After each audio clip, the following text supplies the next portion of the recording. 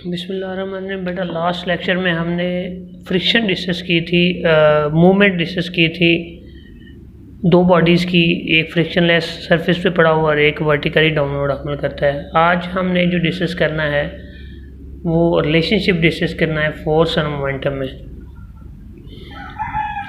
तो बेटा अगर फोर्स की डेफिनेशन करें तो आपको पता है फोर्स किसी बॉडी की डायरेक्शन को तब्दील भी करती है, उसको मोशन में लाती है, उसको रेस्ट में मोशन में लाती है और मोशन को रोक के रेस्ट में भी लाती है। इसकी डेफिनेशन हम इस तरह करते हैं, फोर्स मूव और tends to move, force can stop और tends to stop, force can also change the direction of motion of an object.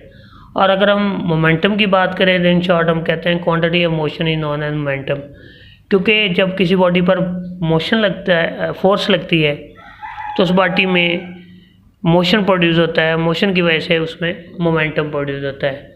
अब हम अगर ये कहते हैं कि एक बॉडी है जिसकी इनिशियल वेलोसिटी वी है और उस पर लगने वाला जो मोमेंटम है इनिशियल p1 है, तो वो ए पोजीशन से बी पोजीशन की तरफ जाती है और उस दौरान उसकी वेलोसिटी vf हो जाती है, उसका मोमेंटम फाइनल vf हो जाता है।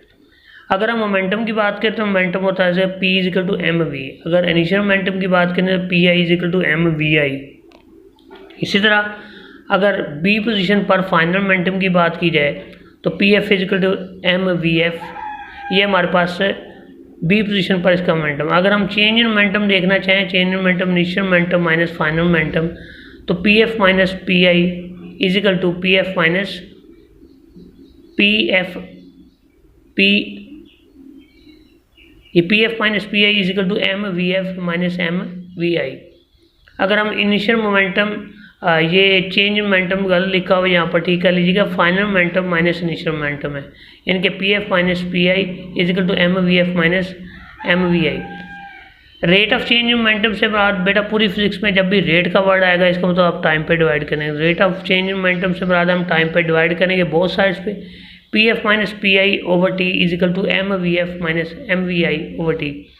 अगर हम ऊपर वाली स्टेटमेंट से एम कॉमन ले लेते हैं तो हमारे पास V F minus V I over T के बराबर आता है। हम जानते हैं V F minus V I over T जो है वो एक्सेलरेशन के बराबर होता है, तो अगर हम इसकी जगह ए पुट कर दें तो हमारे पास जो P F minus P I है अकॉर्डिंग टू सेकंड लॉ वो भी F is equal to M A के इक्वल होता है। तो अगर हम यहाँ पर एफ ए के बराबर एम ए रख, F is equal to M A के बराबर रख लें तो हमारे पास एफ आ जाएगा rate of change in momentum, rate of change in momentum. इसका मतलब क्या हुआ, यहाँ पर दोबारा गौर से देख लें कि मैंने V F minus V I over T को बेटा ए के बराबर रखा है, ऑलरेडी एम था, साथ हमारे पास एम ए हो जाएगा और न्यूटन के सेकंड लॉ के मुताबिक F is equal to M A होता है, एम ए को मैंने रिप्लेस किया एफ से। इस तरह force is equal to P F minus P A over T के बराबर होगा। तो मुझे ये पता चल गया कि फोर्स है rate of change in momentum है, जितनी फोर्स लगाएंगे उतना ही रेट मोमेंटम में चेंज आएगा। जैसे हम कह सकते हैं when the force act on a body it produce acceleration it is equal to the rate of change in momentum of a body. This is the relationship between force and momentum.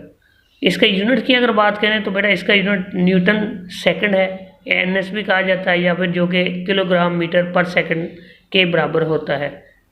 Thank you बेटा।